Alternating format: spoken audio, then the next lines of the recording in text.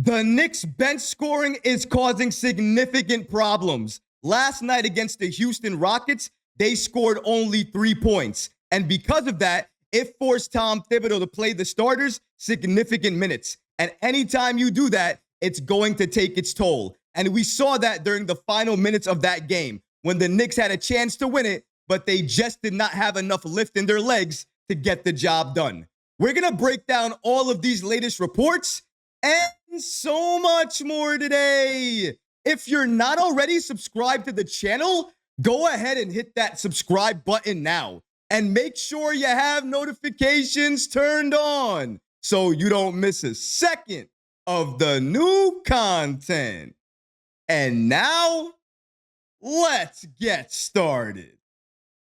The Knicks starters play heavy minutes in our recent loss to the Houston Rockets. One of the main things I was looking at going into last night's game is what the rotations would look like. Because before last night's game, the Knicks announced that Cam Payne would not be playing. And because of that, that means the Knicks had one less weapon off the bench to utilize. Now, if I'm Tom Thibodeau, that means I'm playing the rookies. I'm playing Tyler Kolek. I'm playing Pacome Dadier. I am playing Ariel Hukporti. If the Knicks did that, they would expand the rotation to 10 players and they would give the Knicks starters more minutes to rest. But Tom Thibodeau has not been doing that. Instead, since he's been missing Precious Achiuwa, Landry Shamet, and Mitchell Robinson, he has been going to an 8-man rotation. And that's concerning because now that he's missing Cam Payne, would he still go with an 8-man rotation or would he reduce it and go to a 7-man rotation? Now, last night, we all saw exactly what happened.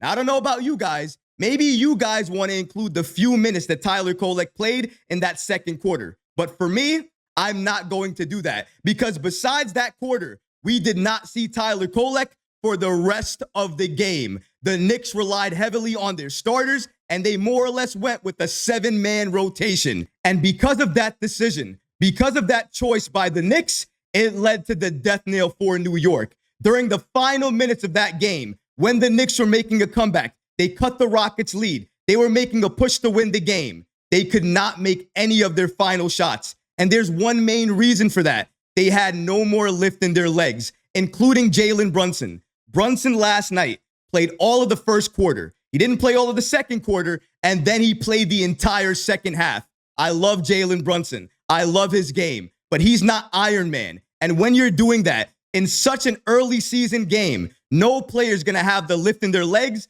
to get the job done. And when you pair that with the Knicks bench barely giving you any type of scoring, it's going to lead to a loss. And that's exactly what happened last night when the Knicks took on the Houston Rockets. As we see here, the Knicks lost this game 109-97. But if you take a look at the game summary, some of the key stats that jump off the page are the points in the paint, the bench points, and the rebounding numbers. Let's take a look at those numbers really quick.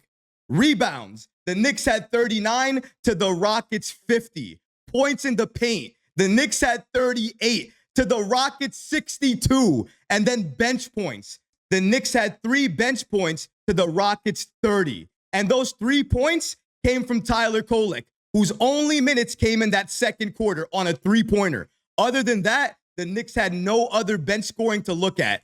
Cam Payne was out for that game, and Deuce McBride had one of his worst offensive games for the Knicks in this early season. Every single shot he was putting up, he was missing. And sometimes over the course of a season, those games are going to happen. And during those moments, what are the Knicks going to do? Who are the Knicks going to get bench scoring from? Last night, it was clear. If Deuce McBride is not on, nobody else is going to be able to give you bench scoring, especially when Cam Payne is out and Tom Thibodeau is relying heavily on the starters and not really playing the bench. Last night, we saw Tom Thibodeau play the starters extremely heavy minutes, including our starting point guard in Jalen Brunson. Brunson last night played 42 minutes, including the entire second half. This is, again, the 6th game of the season. Shout out to Knicks Muse for giving us the following information.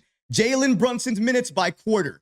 First quarter, 12 minutes. So he played the entire first quarter. Then the second quarter, he played 6 minutes. Those other 6 minutes went to Tyler Kolek. And that was the only time we saw Kolek for the rest of the game. After that, it was like he was a ghost. it's like he didn't exist off the bench because we didn't see him again. He had no other impact and did nothing else for the Knicks. Tom Thibodeau, after the second quarter, looked at Jalen Brunson and said, I'm going to play you the entire second half and you're never coming out. And that's exactly what happened. Because as you see from the quarter-to-quarter breakdown, Jalen Brunson in the third quarter and the fourth quarter played every single minute. I want to mention again, this is the 6th game of the season.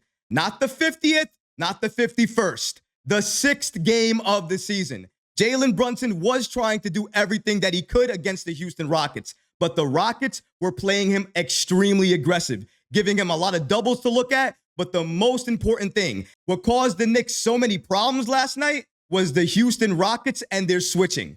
From that very first possession to basically that last possession, the Houston Rockets continued to switch. And because of that, it was very disruptive and caused the Knicks to force up shots, miss shots that they normally would make, and not be able to run the offense that they wanted to run. Jalen Brunson was caught in a lot of double teams, forcing shots, missing shots he normally would make. Karl-Anthony Towns got into foul trouble early, and that's because of the Houston Rockets and how they were playing him. Alfred Sengun did whatever he wanted to do against the Knicks defense, and that's something else we have to talk about. Even though the three-point defense was okay for the Knicks, as you can see here, the Houston Rockets put up 33 threes and only made 8 of them. Conversely, the Knicks put up 28 threes and made 11 of them.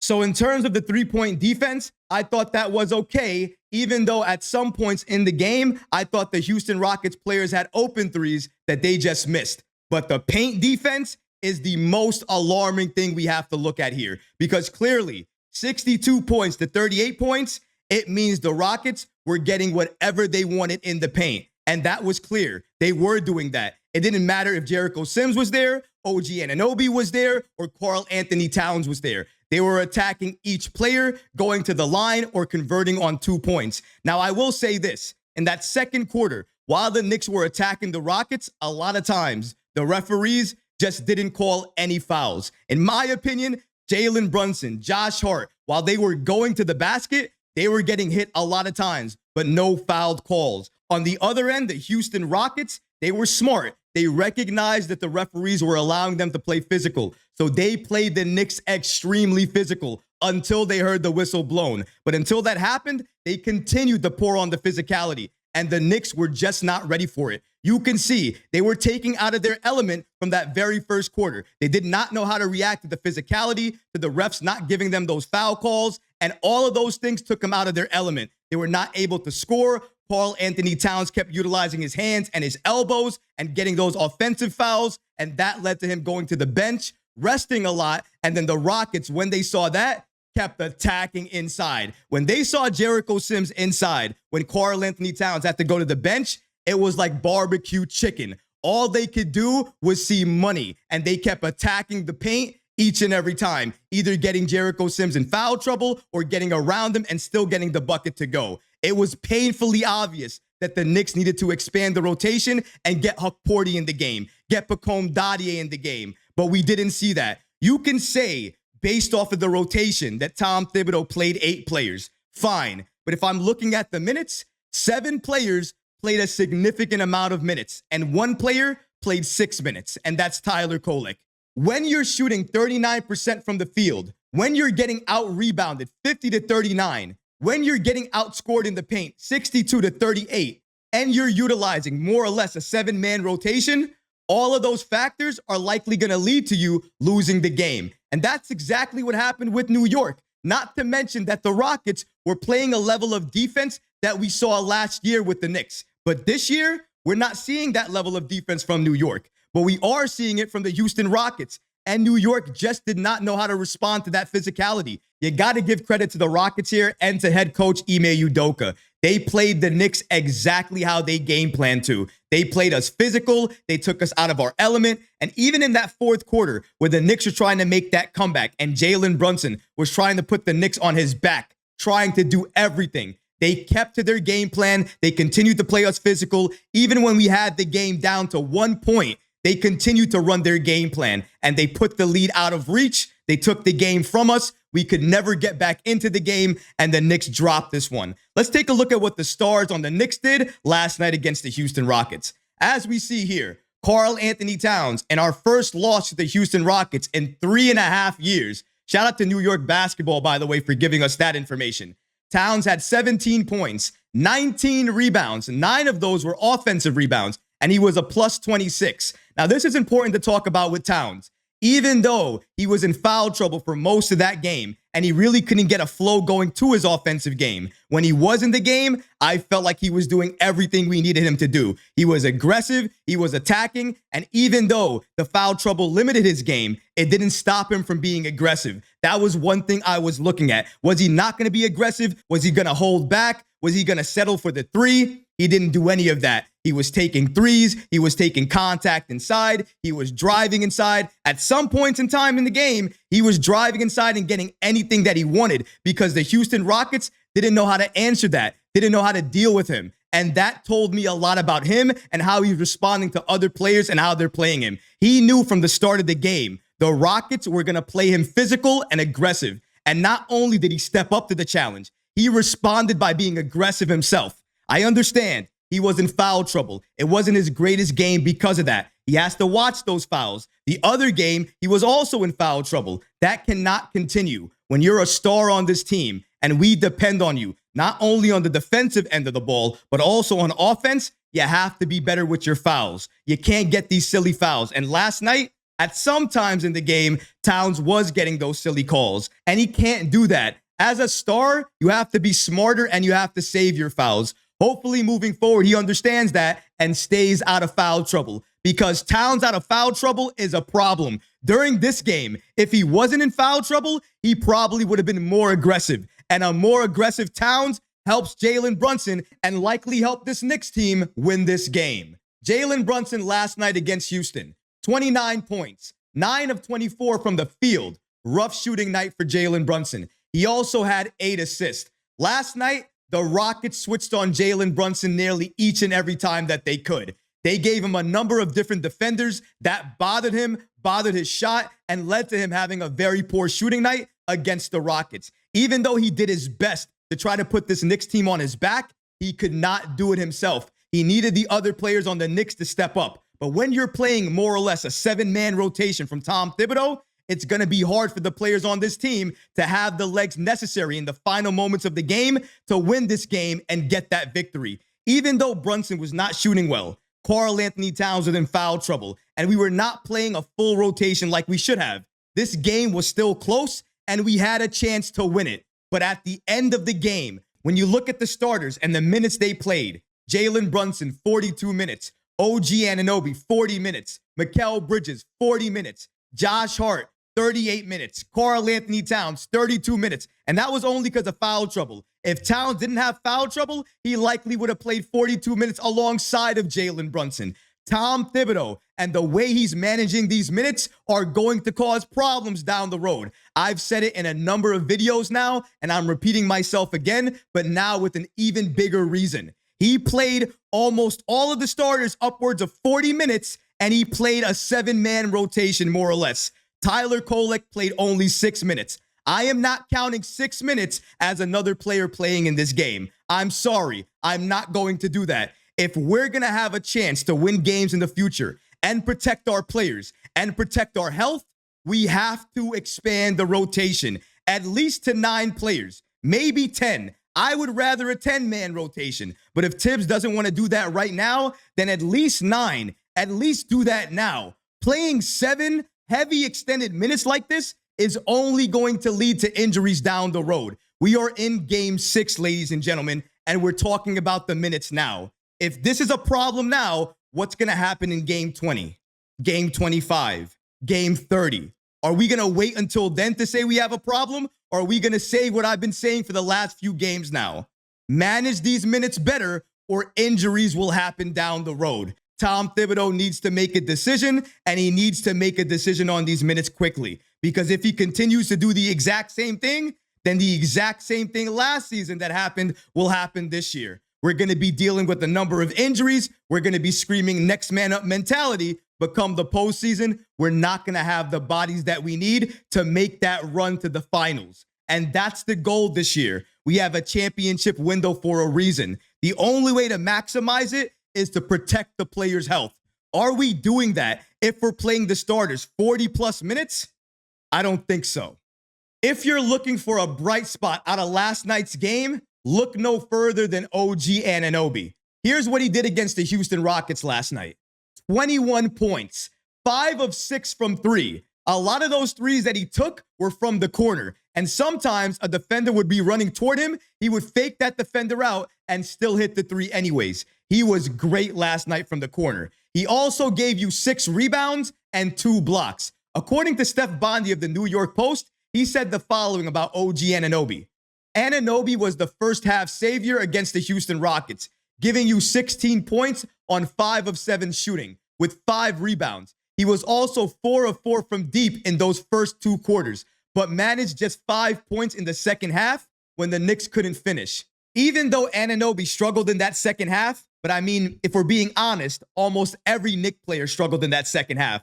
What he did in that first half cannot be ignored. He was hitting threes, he was being aggressive, but that defense is still at a top level. It's still elite, and it's stopping a lot of players in their tracks. And that's something you have to appreciate with OG Anunoby. Not only is he giving you those threes, not only is he giving you very aggressive offense, he's still giving you that elite defense. And when he's on the floor, the Knicks just look like a better team defensively. And that's what you can still appreciate from OG Anunoby. I know he wasn't doing exactly what we wanted him to do on the offensive side of the ball in that second half, but he wasn't the only player struggling. Like I mentioned, a lot of other Knicks players were struggling as well too. You have to look at what each player gives you and take it for what it's worth. OG's scoring, OG's rebounding, OG's presence on the floor, and his defense is just something that the Knicks cannot do without. They need it each and every game, and OG must stay healthy for that to happen. Playing him 40 plus minutes when you know he has an injury history like OG Anunoby has, it's not a recipe for success. The Knicks need to watch this and manage his minutes. What happens next game if he's questionable now? If that happens, I'm going to look at the minutes and I'm going to look at Tom Thibodeau because we're in game 6 of the season and he's playing the starters 40 plus minutes. I don't care what you have to say about next man up mentality, wanting to win the game, anything like that. You're not thinking about next man up mentality when you're playing 7 players. You're definitely not thinking about players' health when you're playing them 40 plus minutes. According to Jalen Brunson, he stated the following: "We can't say shots weren't falling and that's why we lost. We need to be able to win games when shots aren't falling. And I think we thought we fought a good amount, just not enough." Just not enough is right, because every time we got close, every time we fought the Houston Rockets, they fought back, and we did not have an answer. Whether it was Jabari Smith, Jalen Green, or even the struggling Fred VanVleet coming into this game, he really had nothing to show for his offensive game. He was struggling. But of course, against the Knicks, he wakes up, and in that first quarter, he starts lighting us up. And every single Rocket sees that, and they think to themselves, maybe the Knicks aren't that tough of a team. And they buy into that thought, and they become an aggressive team. They start taking it to the Knicks. They never look back, and they were aggressive on both ends of the floor against the Knicks. And the Knicks did not know how to respond. They were taken out of the game. The Rockets won this game because of that reason. And to Jalen Brunson's point, as he mentioned here, I think we fought a good amount, just not enough. And against a hungry Rockets team that was physical against us, more physical than we ever expected, we could not give a good amount of effort. We had to give an effort that was top-notch, elite, a championship level effort. We didn't do that last night. The Rockets took full advantage of that. They took us out of the game early. We could never respond. And now here we are, sitting on the season 3-3. The Knicks have another chance to respond and get over 500 when they take on the Atlanta Hawks tomorrow night. But New York has a lot of adjustments to make and a lot of thinking to do. But as we see, he's not expanding the rotation. If anything, he's tightening it. It went from 8 players to mainly 7 players against the Rockets. Who knows what we're going to see against the Hawks? Tom Thibodeau must expand this rotation. If he doesn't do that, injuries may pile up and we might not be able to recover from it. Hopefully we make the adjustments that we need to make against Atlanta come Wednesday night. Only time will tell for that. But what did you guys think about last night's game against the Houston Rockets? What adjustments did you want to see? What things did you like? What things did you not like? Let me know in the comment section below, guys, because honestly, I would love to hear from you. But that's going to do it for this episode. I hope you enjoyed it. And if you did, please go ahead and smash that like button, leave a comment below. And of course, guys, please take care of yourself, your family, and each other. Peace and love.